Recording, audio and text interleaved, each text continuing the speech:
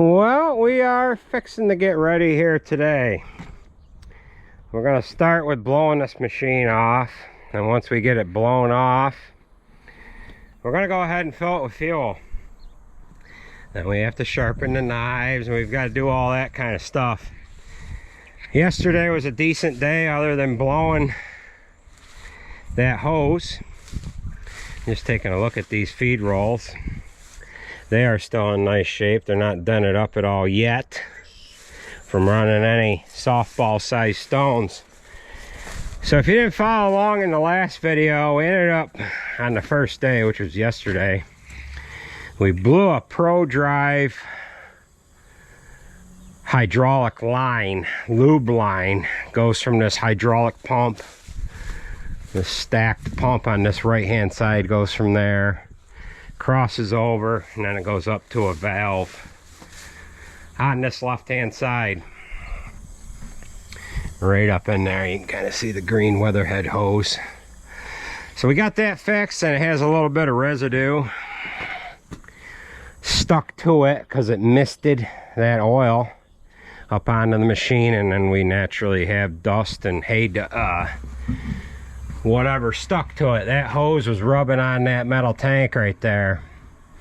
Had we inspected things a little better over the winter, maybe we would have noticed that hose had a spot in it, but I guess you can't run over every little tiny part. But that would have been able to be noticed a lot easier. That's a little more noticeable there than some of the other points of this. So yes, we could have noticed that maybe. So let's get this blown off, fueled, knives sharpened, and then we'll get our display switched out, and hopefully we can get some good moisture readings today, or some readings on the moisture.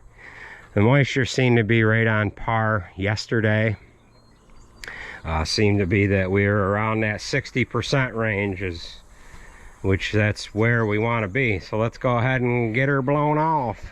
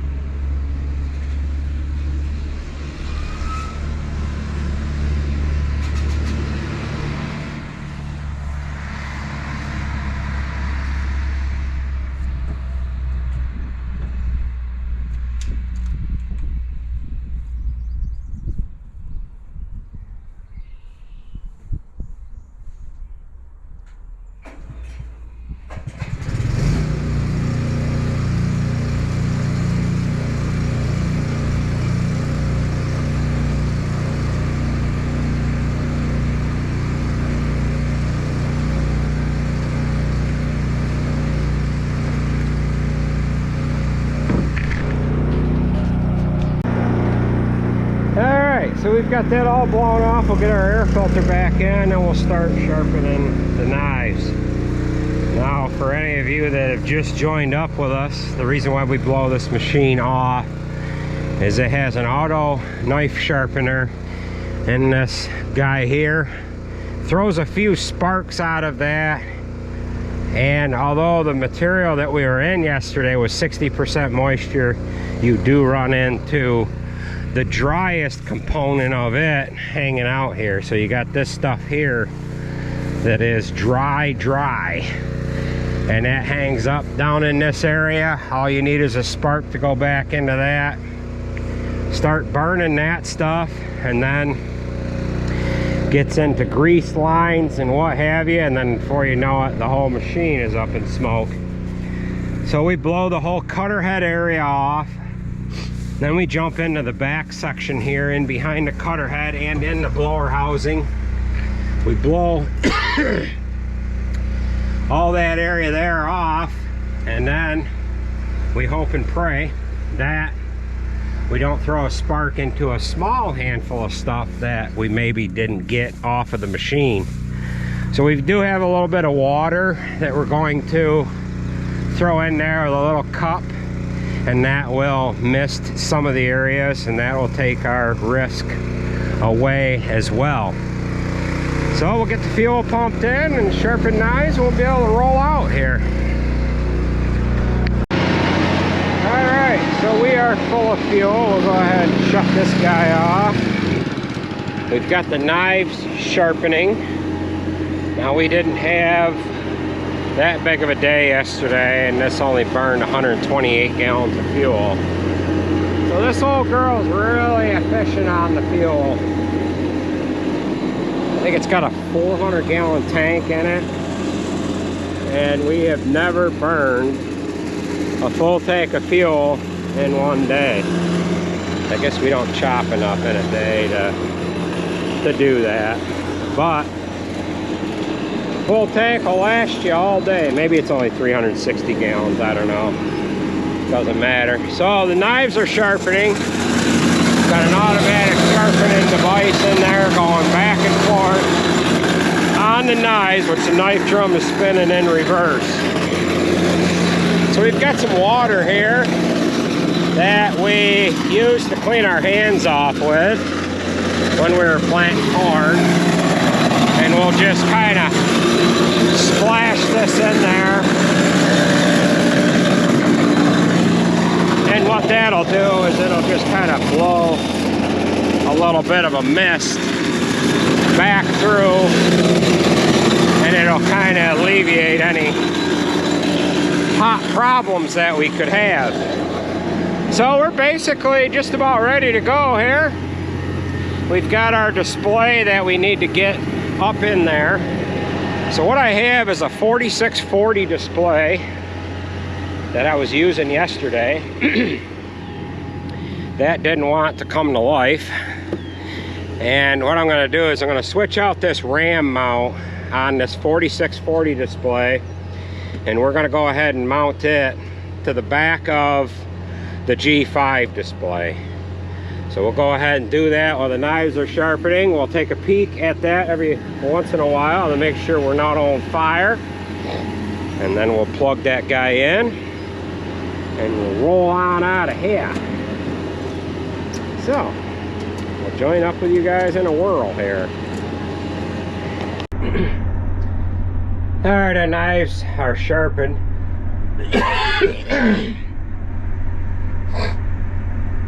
Alright, our knives have gone through one cycle already, and this thing wants me to shut down so that it can let that monitor there take over.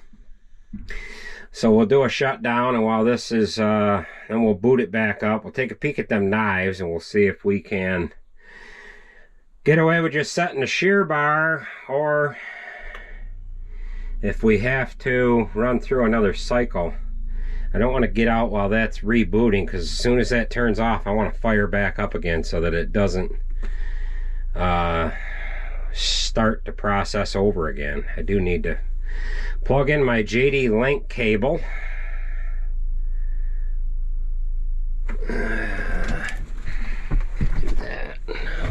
this.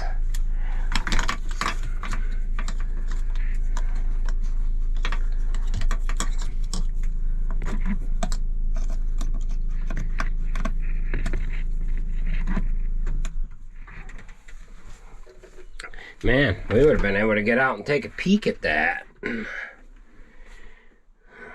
Still rebooting, or shutting down, rather.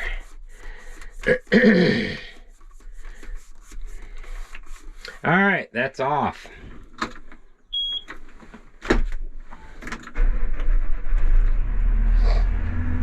Alright, we'll let them two come to life. We'll take a peek at these knives. I don't know if my door is open.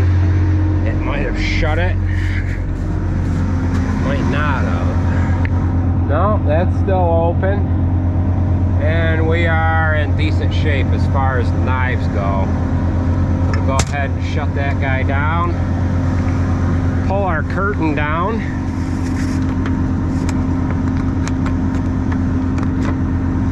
Put the head on. Get the shear bar setting. And we'll roll out. Well, things were rolling along decently. I had something to let go on the head. A tooth bar or something is broken. And we're gonna have to pull all the stripper plates off to figure out what's going on. We need to get that tooth bar out of there so that the head will run. So I've got a minimal amount of tools in the black Ford. We're gonna run over to where that's parked, start pulling them stripper plates off. And I've got somebody bringing the service truck over. Last year we had a problem like this. We had to cut the tooth bar off so that we could continue to run. So that's what we're gonna have to do with this guy. Last year we had a piece of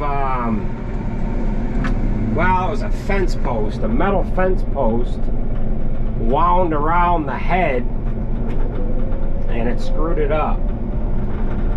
And we've got kind of a similar screw up to that this time around. So yeah, we'll see what we get into here. We got all kinds of hay to do over here. Hay on that side, this side, down the road, back behind us. Good times. Good times. Alright, so here is the situation. We have 8 of these tooth bars, 4 on each side, and I've got 3 that want to respond correctly, but I've got, I believe, I've got one of them that's broke off. It's broke off on the drive end here, and I'm gonna have to get this one stripper plate off here to see where we're broke. And we're gonna pin the head up so that that doesn't fall on us, and we're gonna get to it. Whatever side's got a broken one, we need to take all the stripper plates off of half of it. What there is a hydraulic drive that drives this guy, and it's running too hard, so the hydraulics just kind of sit still. So that's what we're working with. Now let's get that out. Alright, we've got all these stripper plates off. We've got this tooth bar here is broken. We're going to pop these bolts out to get this guy off of there, which we really don't need to do that. But we've got another problem, and that is we've got a bearing gone on the center of the head. So what we're going to do is we're going to reach in here, cut this guy off so we can get this tooth bar right out. And then we're going to put it back together, and we're going to run until we see a new head here. So, yeah. Anybody got a lighter? You got torches on? Yeah, I turned them on. What's what in there? The calf catcher. Now putting stuff back. The thing that we use to pull the calves out of the pen. I'm sure they use it for something.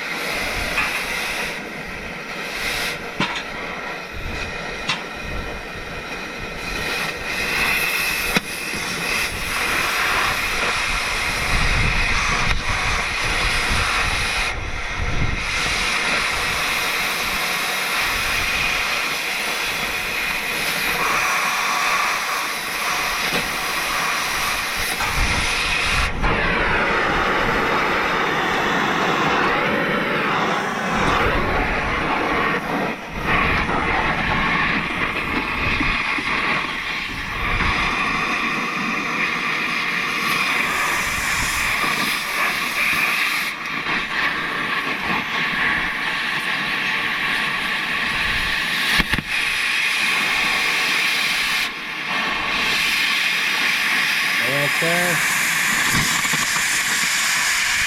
Hello?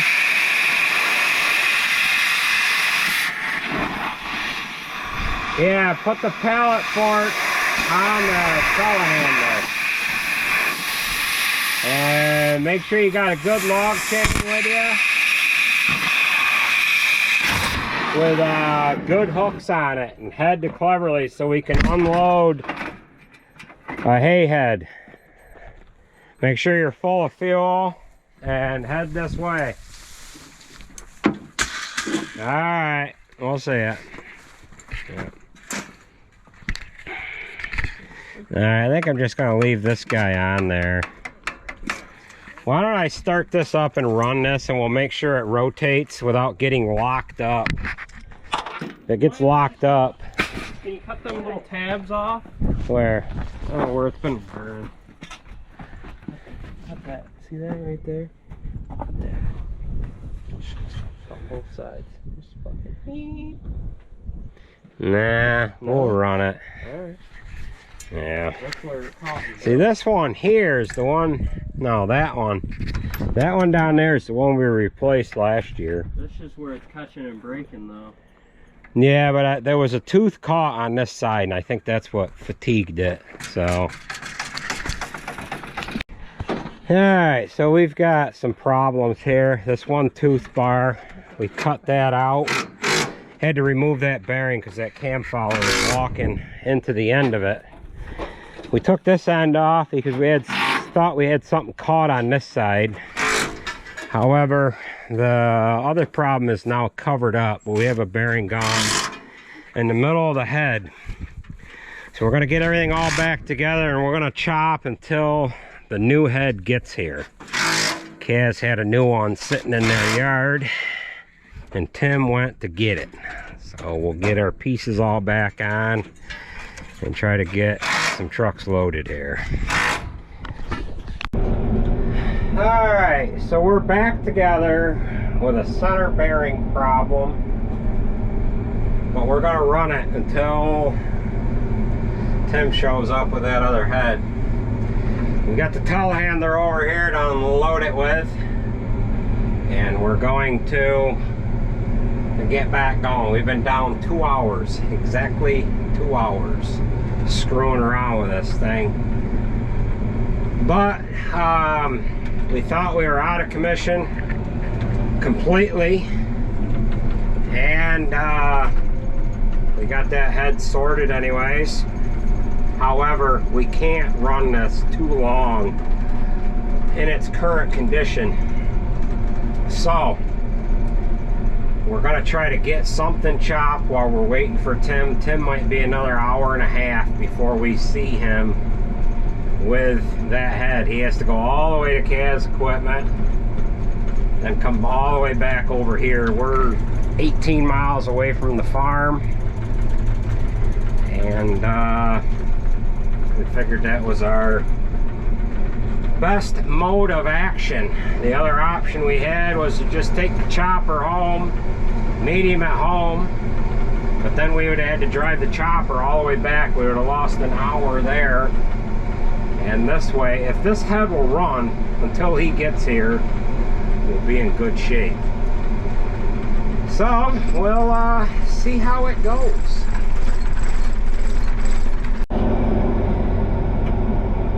Alright, so we are gonna go ahead and give this a try. We should be able to chop until that other head gets here anyways. So we'll try and back up with you when we either have another problem or that other head gets here. So we'll keep on keeping on. This hay is getting drier by the minute. We got to start catching up here. We lost an hour yesterday with a hydraulic hose problem, and we've lost 2 hours today. So Andrew's got, oh, he must be 100 acres ahead of us. Dropped down to one merger today. I figured he'd be able to stay ahead of us because he can get a lot done in a hurry. And with us being down like this, That really allowed him to get ahead of us. So we will keep at it here. Alright. Fun times. Alright, we are waiting for either a truck to get here or that head to get here. I was tied up on the phone there for a second. I couldn't quite get out and see how this guy here is doing. But it looks like it's decent. It's not any worse.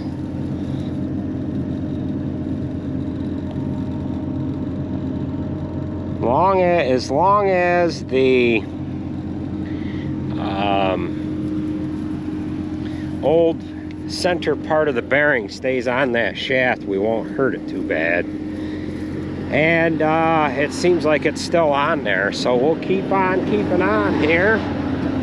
Telehandler's on deck, waiting for the head to get here. We're waiting for a truck, and we're gonna see how she goes here.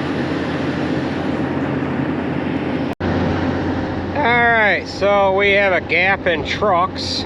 We've got the head removed, and Tim is just coming up the road now.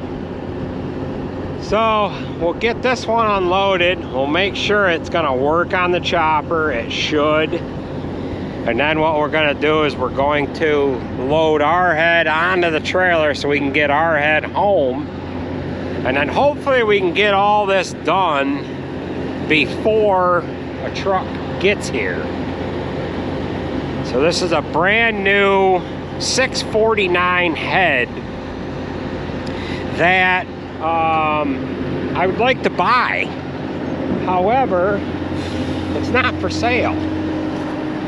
This head belongs on a brand new, hold up a minute, let's get the chains hooked to it before you unstrap it.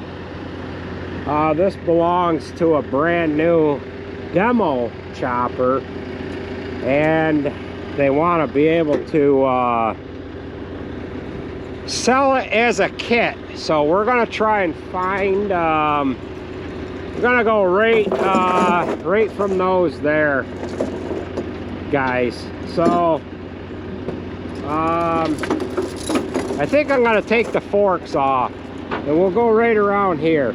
Okay, one hook on one side and the other hook on the other side. Will that fit down through the hole?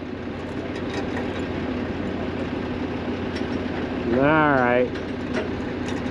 I don't like it that way, but it is what it is. So, well, let's get things ready to unload here.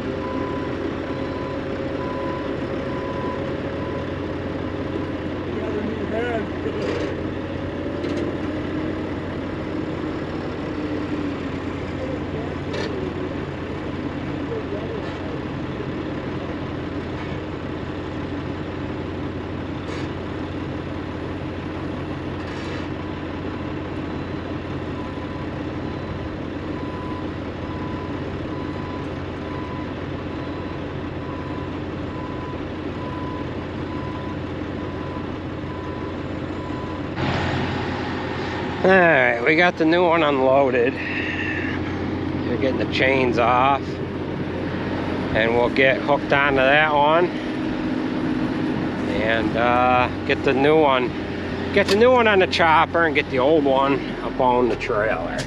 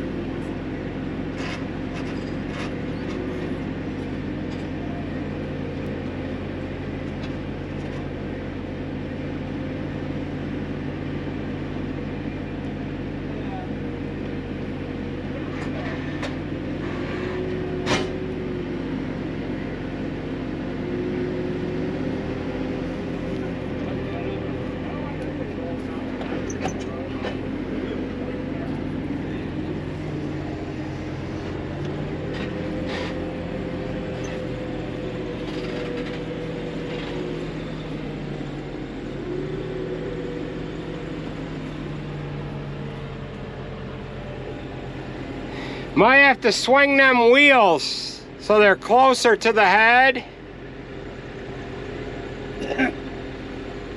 Yeah, just get the jacks on the steel part of the trailer, it'd be about right.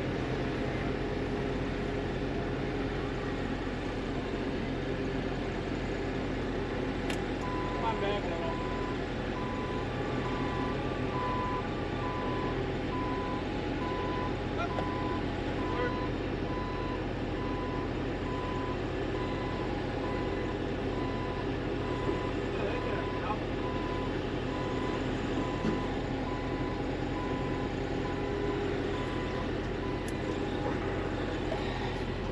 All right, we'll go ahead and put this new head on the chopper. We can leave that right now. I'm not taking sure we can get it off out home.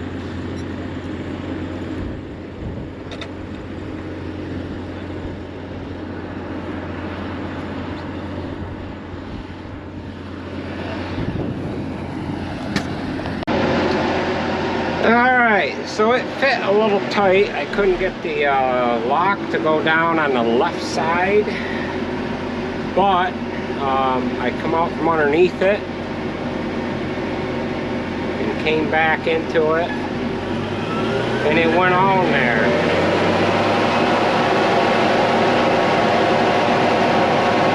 So everything's working the way it's supposed to.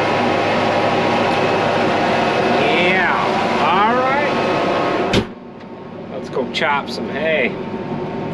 The old one's strapped down and ready to go back home.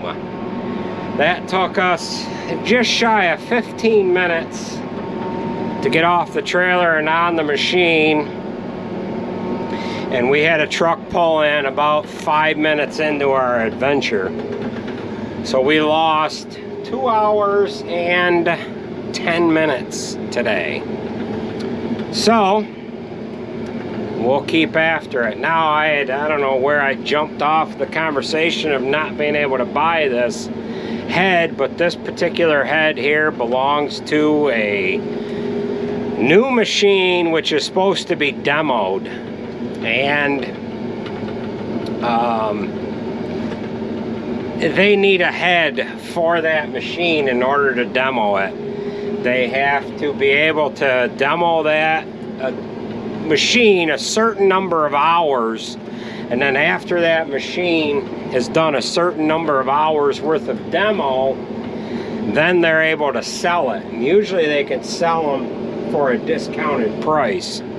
The new machine that Kaz has in their inventory, which, well, we need to talk about that for a little bit of a second here, but the machine that they have in their inventory, I'm pretty sure is a 9900.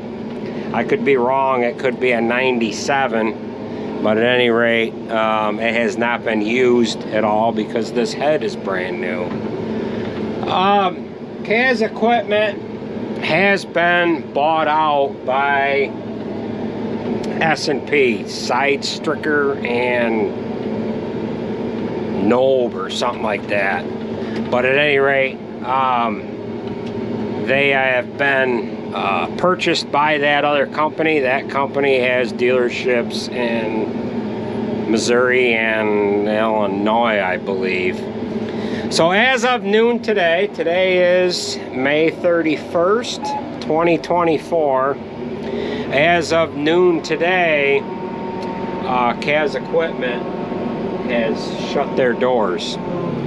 So until the 3rd of June,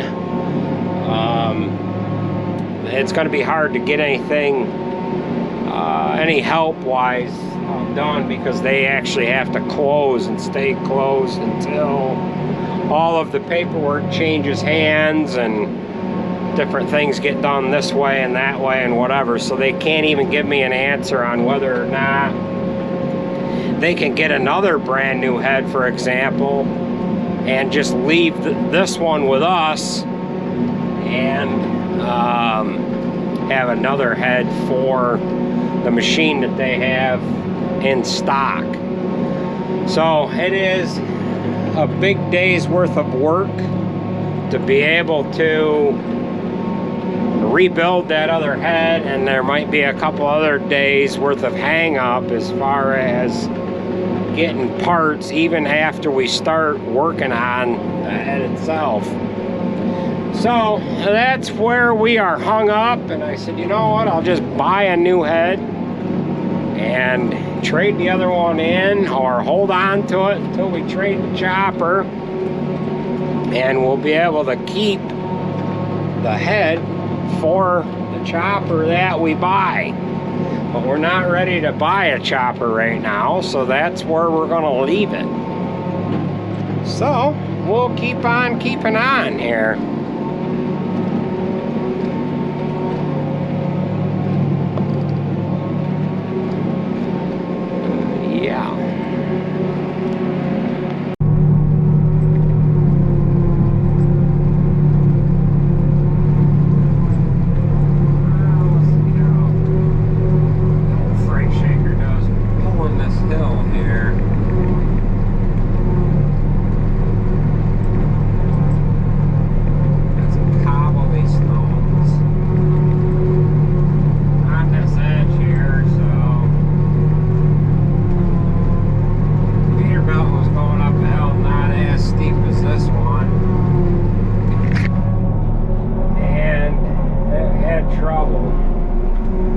Spun out. It wasn't a power issue, it was a traction issue.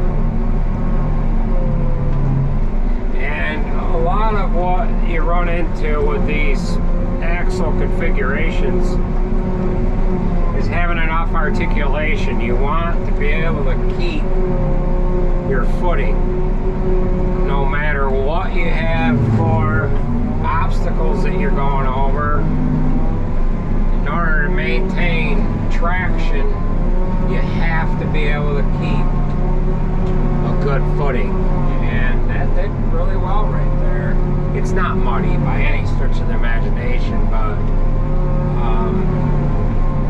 earlier I didn't show it, but earlier the Peterbilt was going up a hill not as steep as that, and Bill lost traction.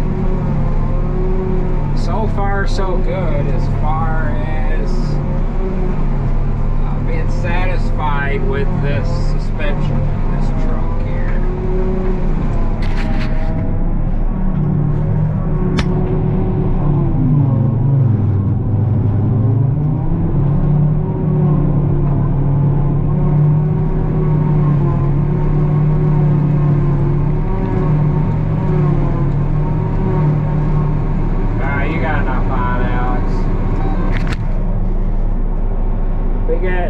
Tippy here finishing this field, but she's got enough on, and she might as well just take it on out of here. We got Sarah coming in on deck here. Alright.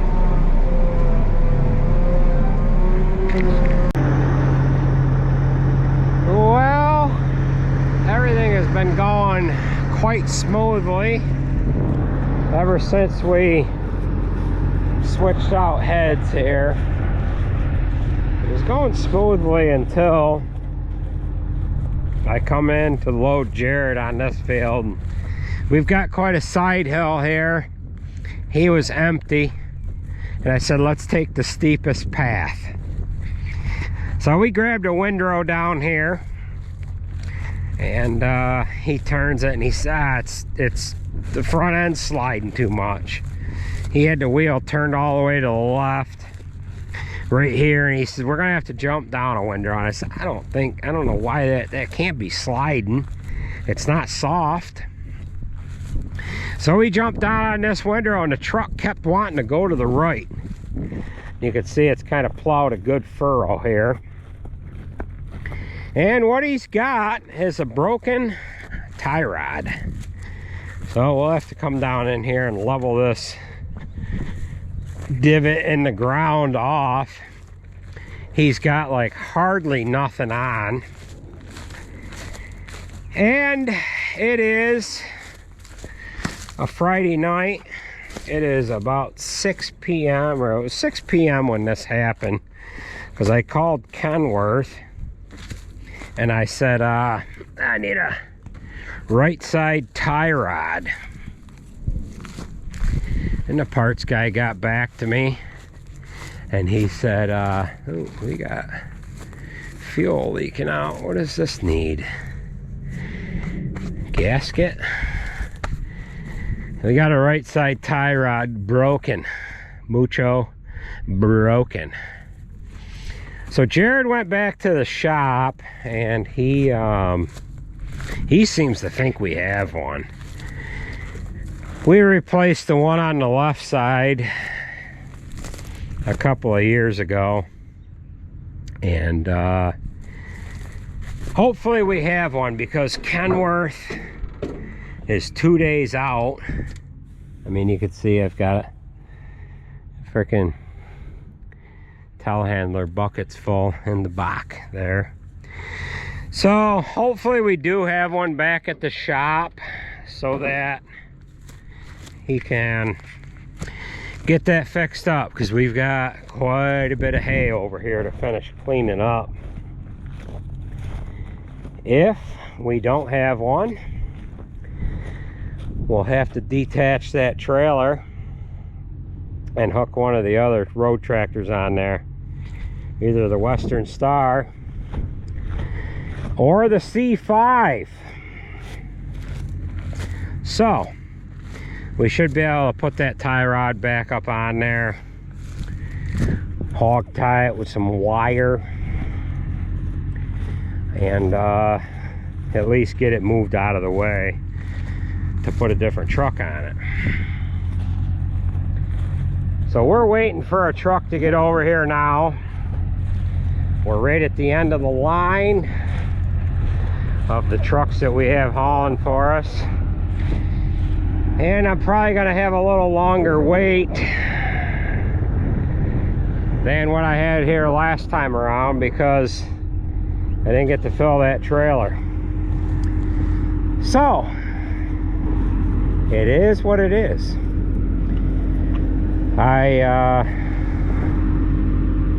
I'm looking forward to knowing what Kaz is going to be able to come up with. Well, it's not going to be Kaz anymore, but we need to get our head situation figured out. This head here is built quite a bit better than the other head. I thought these are supposed to be stainless, but they're not. That trough plate where the hay comes in through the head has got some nice fancy wear material on it, heavy duty material, and I like that. And I think they changed some of the sprockets and whatnot. I think they made things a little heavier in here. This sprocket looks a lot heavier. So these sprockets and bearings look a little heavier than what is on ours. This tensioner mechanism looks a little different. And yeah, that head of ours really hasn't given us any trouble. It's just got a lot of acres. A lot of acres through it. So you figure, oh boy, it could be as much as 8,000 acres a year that has gone through that, a minimum of 6,000 acres a year anyways, that have gone through it. If we figure only 3 cuttings, but we've done a number of them years, we have done 4. We're running into our 7th year, so we got 6 years on that. So you just do the math on that, and that head of ours has gone across a lot of acres. Now what they've done a little differently here is they have a plastic plate on top of the stripper plates with a, I don't know if that's a 10mm bolt or an 8mm bolt, but they are protected with this plastic plate. Being that they're protected, the heads of the bolts don't wear down. On our head, they run a 10, well, it's an 8mm stud. Pretty sure it's an 8mm. I don't think it's a 6, with a 10mm flange bolt head, and they would wear down enough to where you couldn't even get a socket on there. Then they ran an 8mm carriage bolt, which they're doing the same thing on the bottom for the stripper plate. All you basically have to do is loosen up the bottom, loosen up the top. You don't have to remove anything, and these stripper plates just pop right out, and that'll allow you to get in to replace the teeth on it. Now, when I was traveling from, we were in the field across the road from where we are at now, and the dairy barns on this farm are 2 miles that way. We were traveling over to that dairy barn. I was jogging down this road up here, and I could see a guy, he backs out of his driveway. I could see him leaving his garage, and I said, oh, this guy's not gonna stop. He backed right out in front of me. I slowed down, veered around him, but what I should have done with that other head is I should have ran right into him. Then I could have said, well, your insurance gonna buy me a head, but I'm not like that. So, yeah. Besides, you could run the risk of bending something on the actual chopper itself. So, this is where we are gonna leave off with you guys, and we'll have to see what tomorrow brings. I honestly wasn't gonna film anything today because I said, you know what, it's just gonna be boring material. But I said we'll show some of the newcomers what things, you know, what we do with starting up the day, or how we need to treat the machine before we start up the day. And then of course we run into some issues later on that I did not anticipate on. Now, those components that are bad on our head, I replaced all of them 2 years ago, and that really wasn't ready to be done until this year coming up. All those components were brand new. Tooth bar bearings, cam follower bearings, the center bearing on the head, I replaced all that stuff when it didn't need to be done. I said, you know what, this thing's got 4 years on it. You probably better just do this stuff now to kind of like a preventative, and it wasn't due to be done again until this year. So with that being said, that is gonna do it for this video, and we will catch you at the next one. I want to thank everybody for watching, and we will catch you at the next one. Take it easy, folks. Talk to you later. See ya.